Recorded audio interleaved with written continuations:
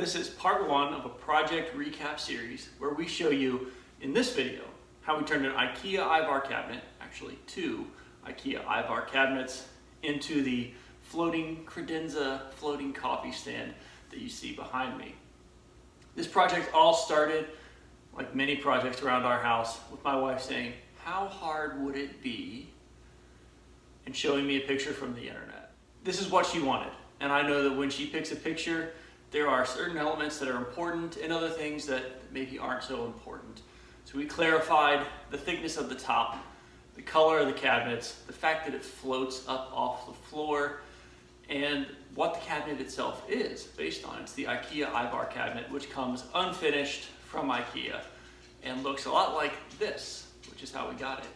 For the rest of this video, I'm going to show you how we got from those bone stock used IKEA cabinets, which actually had a few missing pieces, that's how they came to me, into this.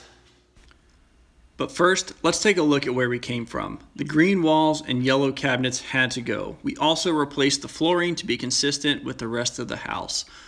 With the cabinets mocked up, we realized we do not like the door gap on the standard IKEA cabinets. We'll fix that later in the video. Our cabinets came to us assembled. This is what an Ivar cabinet looks like assembled. First step is to take it apart. Step two is get everything painted. Paint while unassembled, that will give you a much more professional finish in the end. We used every flat surface to lay out as a drying rack so we could get this done quickly. The finishes we used are Minwax polyacrylic, Kills, primer, and Valspar ultra white, untinted paint. This is what one of the cabinets looks like, finished up in the shop, ready to go to the house. In the kitchen, it's really important to make sure your cabinets are securely fastened to the wall, especially if you're doing it as a floating setup.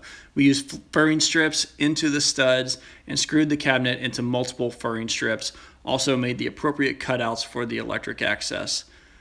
This is what the cabinet looks like finished. Our top is aspen, cut down to size, and finished with polyacrylic. We love that look. The difference between a good project and a great project is the details. So here are a few of the things that we used in order to make this a great project. There are 4 screws going into the furring strips and 2 screws going through the back brace into the studs of the wall. The top is attached not only in the middle, but also in the 4 corners for each of the cabinets. The back piece of the cabinet does come with a pre-drilled hole, but that may not line up with your stud.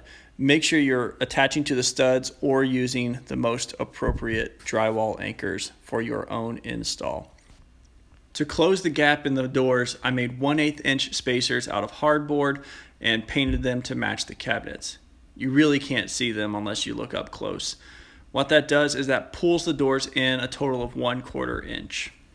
The back edge of the cabinet rests on the baseboard, which allows us to have this floating look with no legs or other supports visible underneath. Thanks for following along as we did the IKEA Ivar cabinet hack. That's the 12-inch deep cabinet. They also make 20-inch deep cabinets. If you're interested in doing something like this yourself and you don't have any of these supplies laying around, expect to spend about $250 to $300 to buy the cabinet, buy the top, get the finishes, the paint, the primer, and the poly, as well as the hardware to install it and some scrap lumber for your furring strips. Again, expect to spend about $250 to $300. We didn't spend anywhere near $250 or $300 on this project. The biggest cost savings for us was that the cabinets were free. I did have to buy the top, but we already had the hardboard, we already had the hardware. I did have to purchase the paint and some more primer, but I had the poly. So our total cost probably came in somewhere around that $100 mark, which is a fantastic deal for what we have behind us. Amy and I, we absolutely love it. Every morning, it's where we make our coffee. And if you want to make something like this yourself, maybe you're having some difficulty or want some additional insight into how I did it, drop it in the comments or just tell us how you like it or how you don't like it. That's totally fair. Don't forget to hit that like button if you do like it, and subscribe to the channel if you aren't already, and watch that next video while you're already here.